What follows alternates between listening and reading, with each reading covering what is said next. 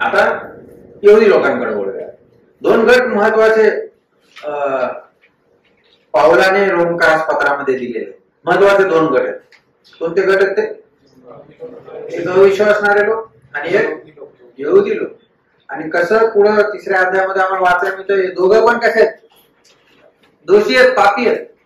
तसं पाहायला गेलं तर अख्खं जग काय, हा, हे पावलाने फार स्पष्ट रीतीने समजून सांगितलं. आता यहुदी लोकांच्या बाबतीमध्ये दुसरा अध्याय पहिल्या वचनापासून तर तिसरा अध्याय 8 वचनापर्यंत वाचा बरं. कोणते? रोमकारास पत्र दुसरा अध्याय. Thank you very much.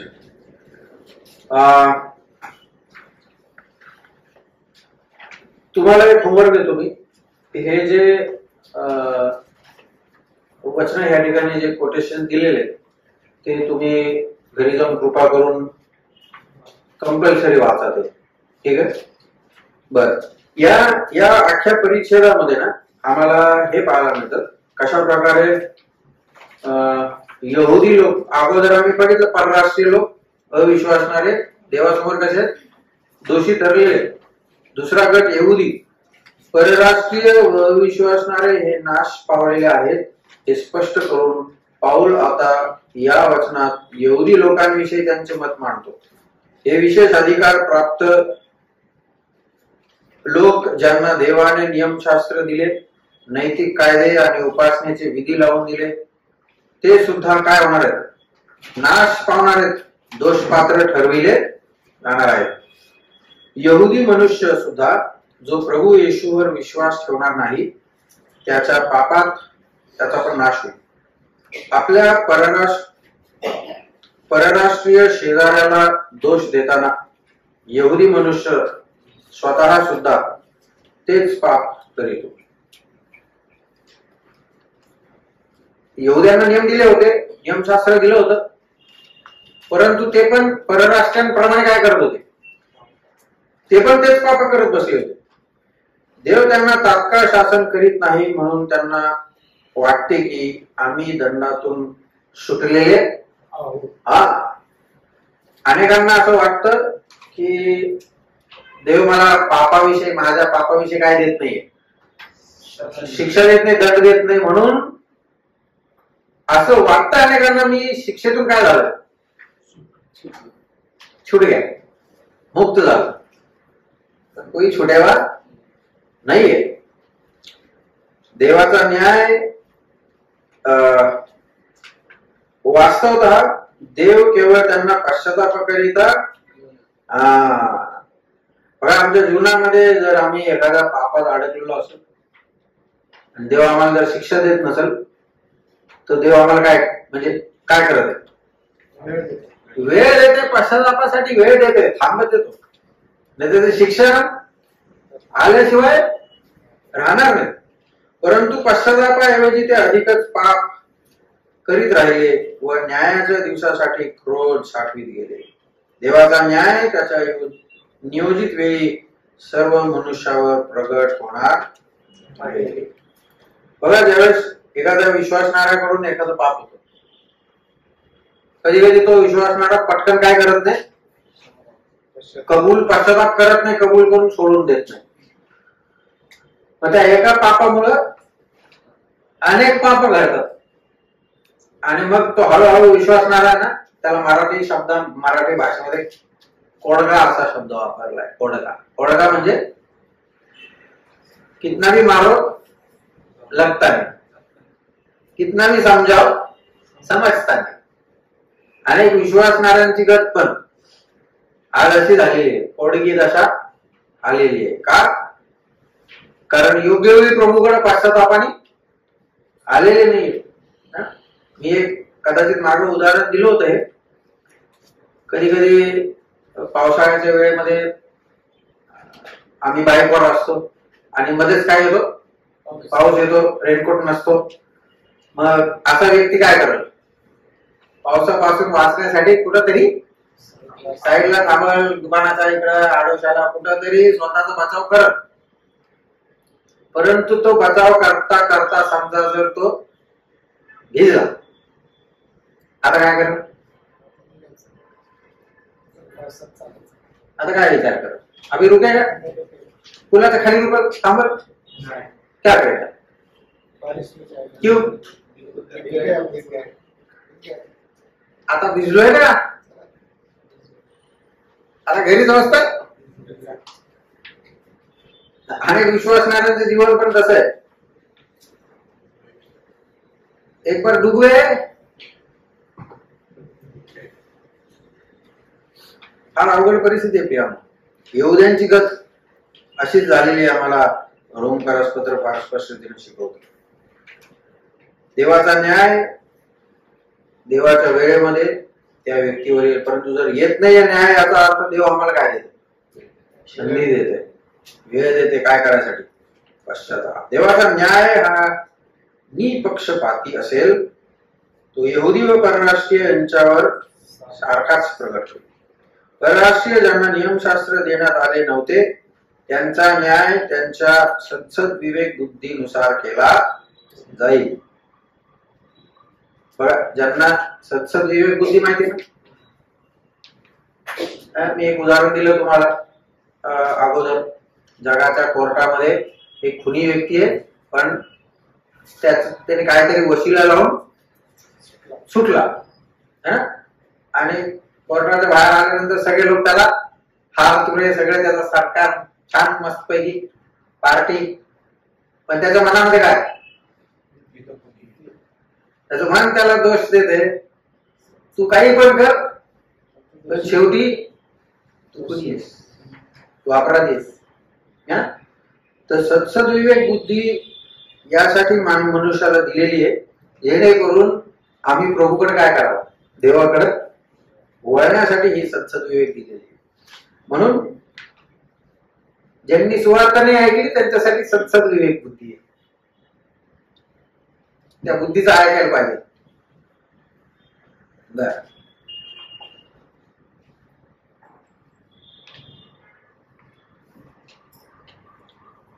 ज्यांना नियमशास्त्र देण्यात आले आहे किंवा देण्यात आले होते त्यांचा न्याय नियमशास्त्रानुसार केला जाईल.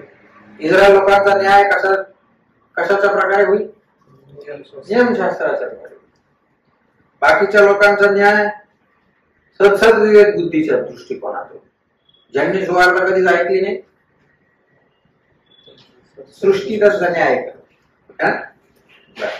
पृथ्वीवरील देवाचे निवडलेले लोक म्हणून यहुदी लोक देवाने त्यांना दिलेल्या विशेषाधिकाराबद्दल अभिमान बाळगीत असत, परंतु जे ते दुसऱ्याला शिकवीत त्याचे आचरण स्वतःच्या जीवनातच मात्र करीत नव्हते.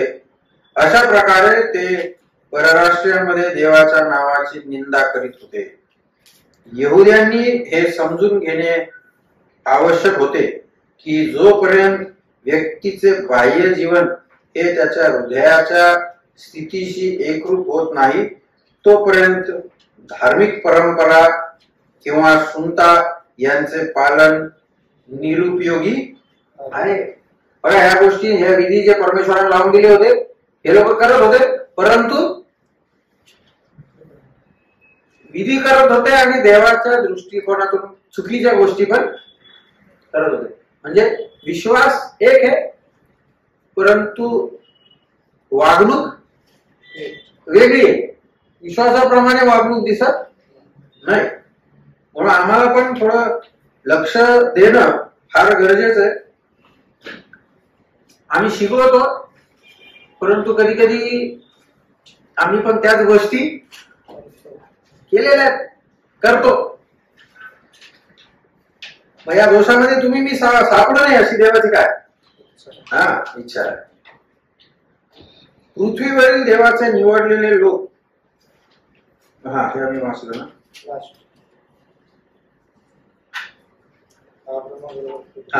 अब्रामाबरोबर केलेल्या कराराची खून म्हणून देवाने उत्पत्ती 17व्या अध्यायामध्ये सुन्नता हा विधी लावून दिला. याचे पालन कुटुंबातील सर्व पुरुषांनी करावे बंधनकारक होते. यात पुरुषाची अग्रत्वचा कापली जात असे. या सुन्नतेद्वारे देवाने आपल्या लोकांना पवित्र लोक, जगापासून वेगळे केलेले लोक असे केले. इस्रायल लोक परराष्ट्रीयांना बेसुंती म्हणून हिनवत असते, गणतच नव्हते ते म्हणायचे हे बेसुंती लोक आहेत. यहुद्यांना सुद्धा न्यायास सामोरे जावे लागणार, तर मग यहुदी म्हणून जन्म घेतल्याचा काय फायदा? यहुद्यांना पण काय व्हावं लागणार? न्यायासनासमोर उभं राहावं लागणार. एक जीवन उदाहरण आहे आपल्या पुढं. लूक सुबोधमान 16व्या अध्यायामध्ये माहिती, एक श्रीमंत मनुष्य होता आणि तो कुठे गेला? अधोलोकात गेला आणि तिथून कोणाला हाक मारली? अब्राहमाला हाक मारली.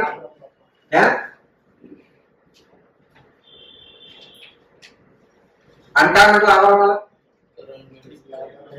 अब्राहमाला काय उद्देशून बोलला? हे बापा अब्राहमा असं म्हटलं ना. म्हणजे हा कोण आहे? म्हणजे यहुदी आहे. कुठं पोहोचलाय? कुठं पोहोचलाय? नरकात पोहोचलाय. म्हणून यहुदी माणसं पण नरकात जाणार आहेत आणि जे परराष्ट्रीय लोक आहेत ते सुद्धा नरकात जाणार आहेत. यहुदी म्हणून त्यांना बरेचसे फायदे आहेत. देवाची वचने या राष्ट्राला सोडून दिली होती व देवाने ही संदेश वचने त्यांच्याकडून लिहून घेतली. देव आजही इस्रायला बाबतचे त्यांचे अभिवचन राखून आहे. इस्रायलाने पाप केले, पण देवाने त्यांच्या पापाकडे, आज्ञाभंगाकडे डोळेझाक केली नाही व करणारही. हा शब्द बघितला ना आम्ही, डोळेझाक. देव आमच्या पापांकडे काय करू शकत नाही? डोळेझाक नाही करू शकत. डोळेझाक नाही करू शकत. म्हणून आता निष्कर्षाकडे येऊया. 3 अध्याय 9 ते 20 वचनामध्ये तो निष्कर्ष. शेवटी निष्कर्ष काय? निष्कर्ष साधा व सरळ आहे. सर्व माणसे, यहुदी व परराष्ट्री, हे काय आहेत? पापी आहेत. जुना करार आम्हास स्पष्ट शिकवितो की पापाने सर्व मनुष्य वंशावर परिणाम केला. पापाने माणसाच्या प्रत्येक भागावर परिणाम केला. त्याच्या धनावर, जिभेवर, ओठावर, तोंडावर, पायावर, डोळ्यांवर, प्रत्येक अवयवावर पापाचा काय परिणाम आहे? भयानक परिणाम. नियमशास्त्राद्वारे पापाचे ज्ञान होते. नियमशास्त्राने यहुदी राष्ट्राला दोषी ठरविले, तसेच सर्व मनुष्य जातीचे दोष उघडे केले. एक प्रकारे नियमशास्त्राने सांगितले की नियमशास्त्राचे पालन करून कोणीही नीतिमान ठरणार नाही.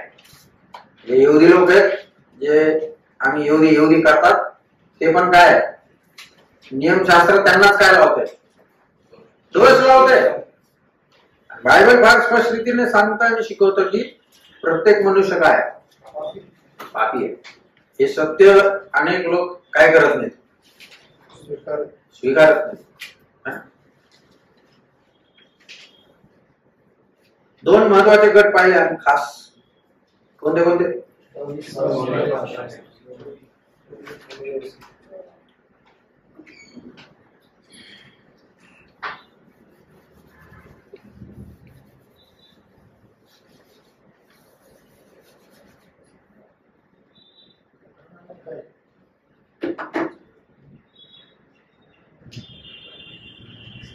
हा एक गट बघूया. तुमच्या माहितीच तर सांगतो फक्त. ठीक आहे. हे जग आहे, हे यहुदी लोक आहेत आणि हे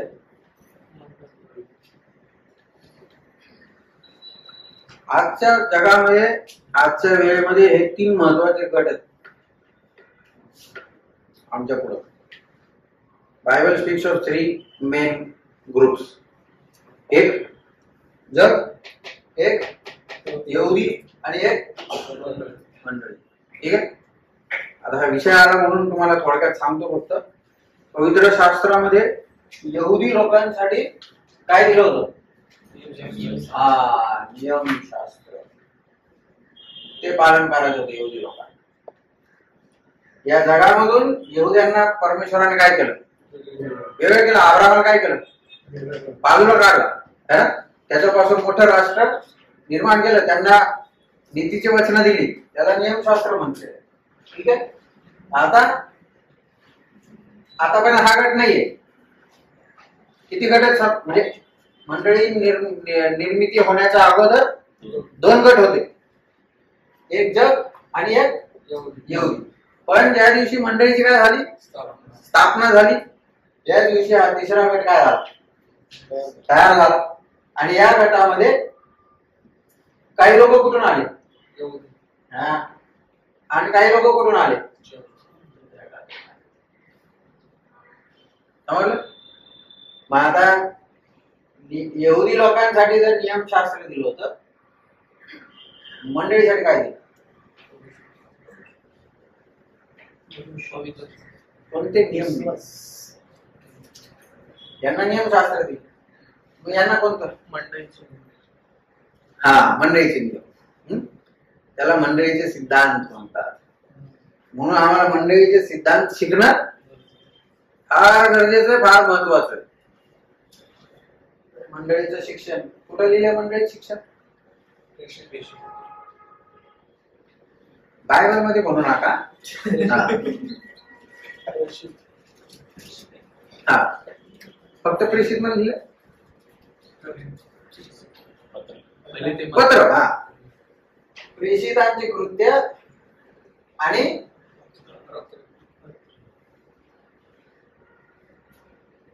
पत्र, या सगळ्या पुस्तकांमध्ये मंडळीचे काय दिलेले? कानून, कायदे, सिद्धांत, नियम दिलेले. ते आम्हाला माहित असणं गरजेचं आहे. वडील कोणाला म्हटलं पाहिजे? वडील कसा तयार होतो? वडिलाचे स्पेसिफिकेशन काय? स्पेसिफिकेशन काय? गुणधर्म काय असले पाहिजे वडिलांमध्ये? एक सेवक कसा तयार होतो? सेवकाचे काय गुणधर्म आहेत? डिकोन म्हणजे काय? स्पिरिच्युअल गिफ्ट, आध्यात्मिक वरदान म्हणजे काय? कोणते वरदान संपले, कोणते आता आहेत, हे आम्हाला काय पाहिजे? माहित पाहिजे. जर आम्ही या गोष्टीमध्ये जर आम्हाला ते समजलेलं नसेल तर आम्ही अनेक ठिकाणी गडबड आणि गोंधळ करणारे ठरवू. म्हणून या विषयांकडे लक्ष द्या तुम्ही. तर आता एक ग्रुप राहिला, त्यांच्यासाठी काय नियम? वाचपल. समजलं? जेव्हा तुम्ही लोक विश्वासणारे अभ्यास करता वचनाचा, तेव्हा या शास्त्रामध्ये या तिन्ही गटांसाठी काय केलेले? नियम दिलेले. मग आम्हाला समजलं पाहिजे मंडळीसाठी कोणता नियम लागू होतो, इस्रायलासाठी कोणता नियम लागू होतो. तुम्ही जगात जाऊन जर बायबल स्टडी शिकवली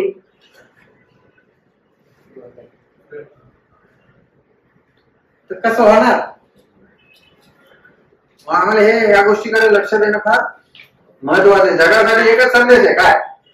बस. मंडळीसाठी मंडळीचे शिक्षण, यहुदी लोकांसाठी त्यांचं नियमशास्त्र. ठीक आहे. अशा प्रकारे दुसऱ्या अध्यायामध्ये आम्हाला हा महत्वाचा धडा शिकायला मिळतो. सुवार्ता ही यहुदींसाठी पण आहे आणि परराष्ट्रीय लोकांसाठी पण आहे. आम्हाला सुवार्थ सांगणं किती अनिवार्य, किती गरजेचं आहे. सांगत आहोत का आम्ही सुवार्थ?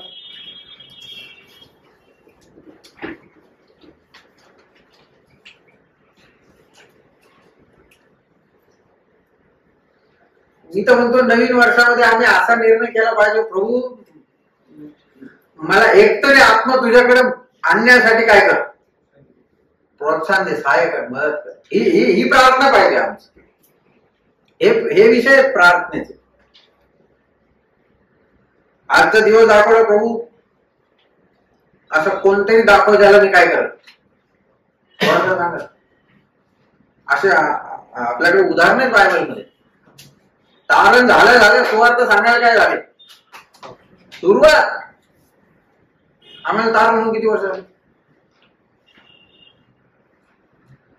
किती जणांना, मी हे नाही म्हणत किती जणांना प्रभूकडे आणलं, पण किती जणांना सुवार्थ सांगितली. प्रभूकडे आणायचं हे कोणाचं काम? तारण प्रभूच्या हातात आहे, पण सुवार्थ सांगणं ते आमच्या हातात आहे. आम्ही किती जणांना सांगितलं?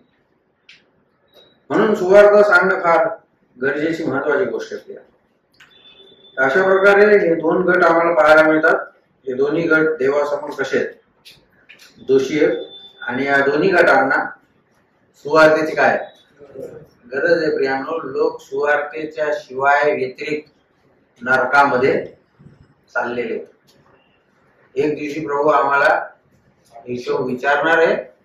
तुझ्या हातात मी इतके इतके माणसं दिली होती, तू काय केलं? सिरियस गोष्ट. आम्हाला असं वाटतं आम्ही छोड गए इसमें. एक मित्राचं उदाहरण आठवतो मला. अंकल किती वाजता बंद करायचं? 4 वाजता. 4. इन्शुरन्स कंपनीमध्ये होता तो. नवीन नवीन होता, त्याला काय तेवढं कंपनीचं माहित नव्हतं. आणि खूप मोठा धंदा आणला त्याने एक दिवशी. रेकॉर्ड ब्रेक करून टाकला सगळ्या अगोदरच्या ऑफिसर लोकांचा. सगळी बातमी त्याची एकदम वाईल्ड फायर सारखी त्याच्या हेड ऑफिस पर्यंत गेली, दिल्ली पर्यंत. आणि सगळ्यांनी त्याला डोक्यावरती उचलून धरला. तो दिवस गेला संपला. त्याला वाटलं आता मी खूप धंदा आणलाय कंपनीसाठी, अभी मैं महिनाभर टेन्शन फ्री. दुसऱ्या दिवशी तो कामाला गेला. म्हणजे कामाला गेला पण काम केलं नाही. कशासाठी? अगोदर खूप काम केलं ना. म्हणजे मालकाने बोलून इकडे आज कुठे कुठे गेला, तू काय रिपोर्टिंगच केली? सर काल तर आणलं एवढं सगळं, आता कुठं? ते म्हणते कालचं होतं, आजचं काय? आम्ही कदाचित सुवार्थ सांगितली असेल, परंतु आम्ही त्या ह्याच्यावर बसलेलो असेल. अरे सांगितली होती त्या दिवशी, आज काय हिशोब किती आहे? म्हणून या गोष्टी आम्हाला प्रोत्साहन देत. हे आमच्यावरती असं जोखड लावलेलं नाहीये, बर्डन नाहीये किंवा जू नाही टाकलेले, परंतु आमच्या हातून ते काय झालं पाहिजे, निघालं पाहिजे. लोक नरकामध्ये जातात याची आम्हाला काय पाहिजे, जाणीव झाली पाहिजे. त्यावेळेस आम्ही काय करू? सुवार्थेचं ओझं आपणावर घेऊ.